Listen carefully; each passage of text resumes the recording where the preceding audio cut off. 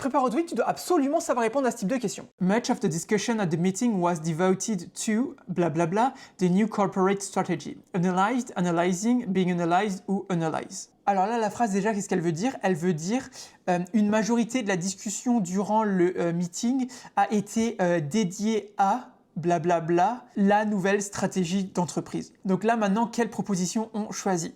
Intuitivement, on pourrait se dire, bah, là, il y a un to, donc to analyze, tu vois. To analyze parce que c'est l'infinitif, ok? Donc to analyze, devoted to analyze, ça colle.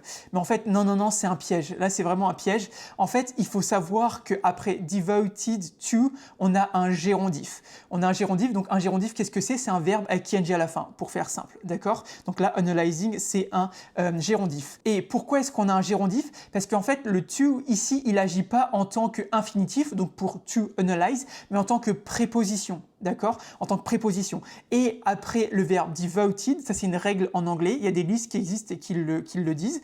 En gros, après devoted to, on a un gérondif. Mais du coup, tu vas me dire, ouais, mais being analyzed, c'est aussi, il y a aussi ing dedans. Mais en fait, being analyzed, ça veut dire être en train d'être analysé. C'est le passif, tu vois. Être en train d'être analysé.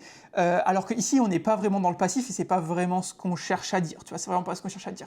Donc, retiens bien qu'après l'expression devoted to en anglais, on a un gérondif et non pas un infinitif. Donc ça, c'est vraiment un petit piège. Et du coup, tu vas me dire, ouais, mais comment est-ce que je peux le savoir? Moi, ça, par exemple, je le savais pas, j'ai remis analyze. En fait, il existe des listes à connaître par cœur. Et si jamais tu la veux, cette liste, mets en commentaire, je veux la liste et puis moi, je te l'enverrai gratuitement. Et en gros, dans ces listes, ça va te dire qu'en gros, après devoted to, tu as un gérondif et non pas un infinitif. Et en gros, il y en a plusieurs. Après certains verbes, tu as un infinitif. Après certains verbes, tu as un gérondif. Et ça, c'est vraiment des trucs à apprendre par cœur. Donc, soit tu as déjà entendu beaucoup d'anglais et tu le connais par cœur parce que tu as déjà entendu beaucoup d'anglais. Soit moi, je te conseille d'aller lire ces listes-là, d'aller les apprendre et de les maîtriser, surtout si tu passes le TOEIC bientôt, parce qu'en vrai, tu verras, ça te permettra d'avoir pas mal de vocabulaire et de pas tomber dans ces pièges. Donc voilà, n'hésite pas à t'abonner à ce compte-là parce qu'on fait des vidéos TOEIC comme ça tous les jours. Comme ça, si jamais tu passes le TOEIC bientôt, tu peux t'entraîner à fond. Et puis moi, je te dis à demain pour une nouvelle vidéo TOEIC. Allez, ciao!